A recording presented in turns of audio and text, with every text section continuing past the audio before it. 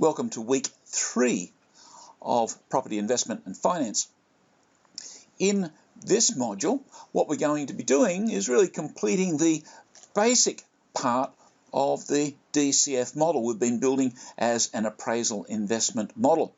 This is an important landmark, if you like, because after you finish this module, you'll have basically a functional DCF. We haven't added tax yet, but certainly it gets down to the important parameters, especially things like working out your NPV and the other metrics, the annual equivalent NPV and also the IRR.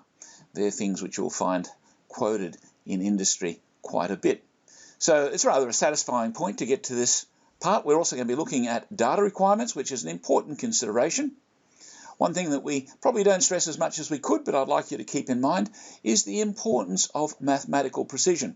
Obviously, the way that we're taking you through this with the self-correcting exercises tends to make it difficult to ignore precision, because you have to get your maths right to get those yellow highlights to disappear. But also give thought to this question of precision when you move into professional practice, because in professional practice, you won't have the advantage of someone like me looking over your shoulder and checking whether you're getting the right numbers and the right equations and so on. But you're still going to have clients relying on you, perhaps to the tune of millions of dollars of investment. So take data precision and the importance of quality of data very seriously as you apply this in practice. We're now moving into week 3 in ethical financial planning practice. Here we're going to go through a medley of different ethical systems, different thinkers who have come along with various attempts to solve the ethical problem, the ethical challenge. We can see that most of them had different agendas and different views, different major views of the world. And they've given us typically useful maxims, if you like, to make ethical decisions.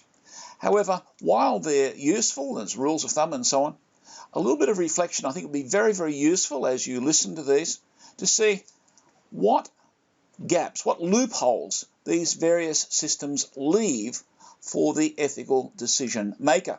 And this is probably more important. There's one thing to have, for instance, an ethical system which works most of the time to give you a robust idea of what is ethical. But if that system does not give you good results all the time, certainly all of the foreseeable time, then that should cause us to have alarm bells ringing. And so we find that's one of the most interesting aspects of going through modern ethical systems. Not so much what they achieve, but rather the gaps and loopholes that they leave. So I hope you enjoy this module. We will be covering a couple of other aspects briefly related to the way that human beings make decisions, free will decisions.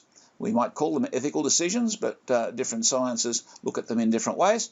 And so we'll just summarize those as well for you. So I hope you find this an interesting module.